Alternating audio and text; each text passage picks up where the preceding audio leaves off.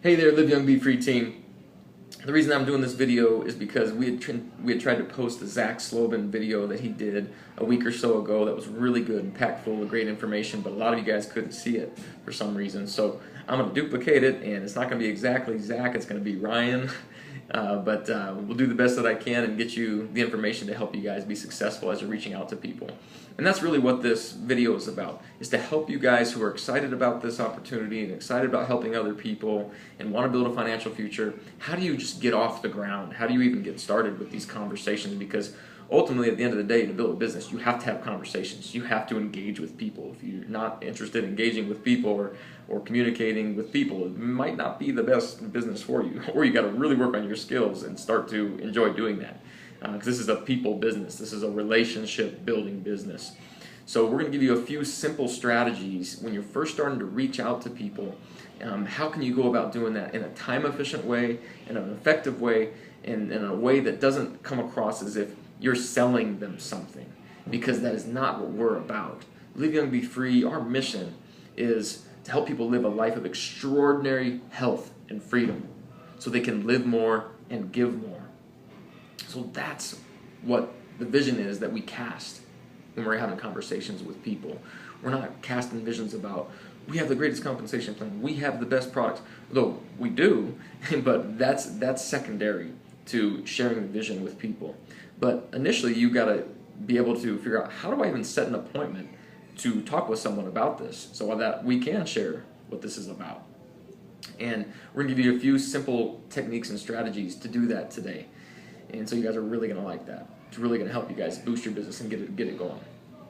So what I found, including myself, is that especially when I first started, 99% of the time that I engaged in conversations with people, I was saying way too much. So the salesperson that I didn't want to be, which I never was trained to be, I was becoming when I wanted to introduce this to people. And that's what I find most people do, is they take off their hat of being a friend and they put on their hat of being a salesman.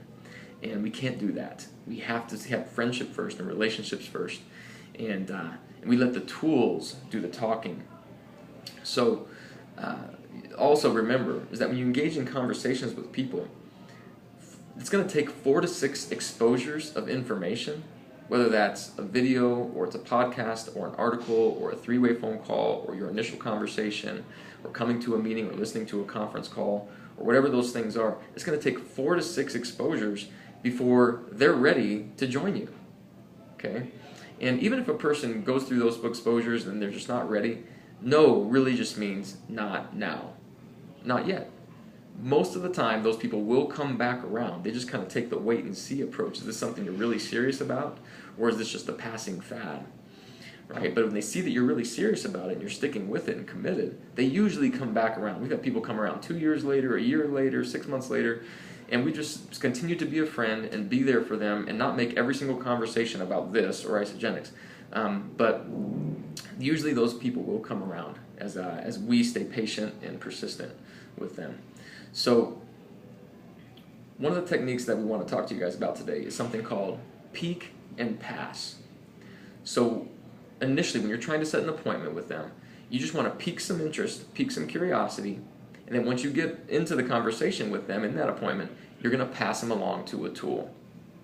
So what we're really talking about is you are just being the invitation to the destination where they can get the needed information. You're the invitation to the destination where they can get the needed information. Okay? So what might that conversation look like where you're attempting to schedule an appointment with them? Well, a lot of times I always felt like, oh, it had to be a phone call. It doesn't necessarily have to be a phone call. Depends on your relationship with that person, how close you are with them. It could just be a text. It could be a Facebook private message. It could be an email. And a lot of times that's kind of the more comfortable route for people to go initially. And so what if that text or email or Facebook message, or just a quick call where you maybe even leave a message with them, what if that just looks something like this? Hey Bob, hey, I'm super excited to share something with you, and I wanted to run it by you. When do you have a few minutes where we can chat? That's it. That's it. It's as simple as it needs to be. Hey Bob, I found something I'm super excited about. I want to run it by you. When do you have a few minutes where we can have a conversation? That's it. It's just piquing some curiosity and then offering an appointment and asking for an appointment where you can get on the phone with them. Now, it is important that you get on the phone with them as early in the process as you can. It won't always happen right away, but you want to get there because people need to hear the music in your voice. And that's key because they can't hear the emotion behind what you're saying just through texting and typing back and forth through technology. They've got to hear that emotional connection that you have. Okay?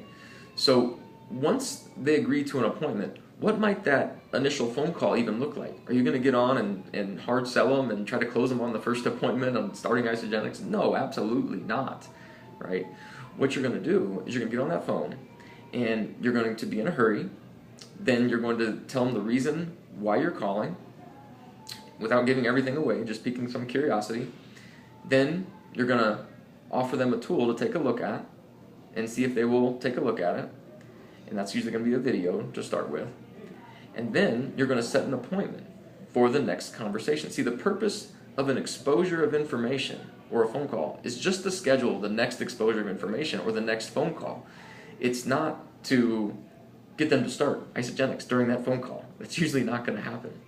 So the conversation on that next phone call, on that appointment that you had initially set from your Facebook, text message, or email, may look something like this. Hey Bob, hey listen, I'm actually don't have a lot of time right now to talk, but I'm glad we're having a chance to connect. I've been thinking about you, and I know that you had just said recently that you were tired of your job, and, you didn't like the pay, and it sounded like you're looking for something else, another opportunity. And I think I found an exit strategy for you. And hey, listen, I don't have time to explain it right now, but if I sent you to a video, would you take a look at that? Bob says yes. I say, oh, perfect. When would you have the chance to look at that for sure? When would you be able to watch that? And he says, well, probably by tonight. I say, perfect. So would you be available 8 a.m. tomorrow to get on the phone with me and my business partner, and then we can see what you liked about it and see what questions that you have? Perfect. All right. Hey, is this the best number to reach at? It is? Okay. Hey, listen, you're going to love my business partner, Mike, right? He's an expert at this. He's helped hundreds of people get started with this, and, he's going to be able to answer all your questions much better than I could. So does that sound good? Perfect. All right, I'll talk to you tomorrow, 8 a.m. Really looking forward to it. Talk to you soon, Bob. Now, what if Bob starts asking me questions about what this is about? Do I answer those questions? No, you don't answer the questions, because then you're immediately going to go into the sales mode, into the convincing mode. Not going to be good.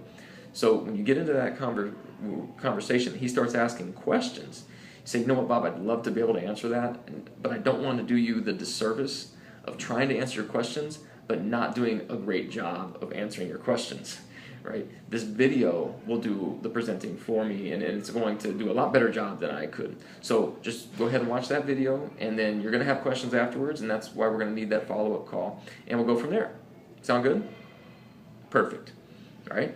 This is such a freeing thing to do, because you're taking yourself out of the equation, and you're letting the videos and the tools do the talking. And when you do that, it's great because it doesn't put pressure on you to try to be some expert that you're not, right? So we don't want to do that. Now, I want to just give you a little bit of review. So what did we cover in this video? Basically, what we covered is that we want to be the invitation to the destination where they can get the information. We're piquing their curiosity and then passing them along to a tool and setting a follow-up. We always need to have another follow-up scheduled, because the purpose of a conversation is to schedule the next conversation, to keep this education process going with people, right? So keep it simple. We go to work to overcomplicate this, as Lynn Hagedorn always says, and I've been so guilty of that myself. And it's even prevented me from reaching out to people sometimes, because I feel like I need to get them on the phone and be some expert at it. And that's not at all the case. So keep it simple, get out of your head, and get into your heart, and your whole business will shift for you.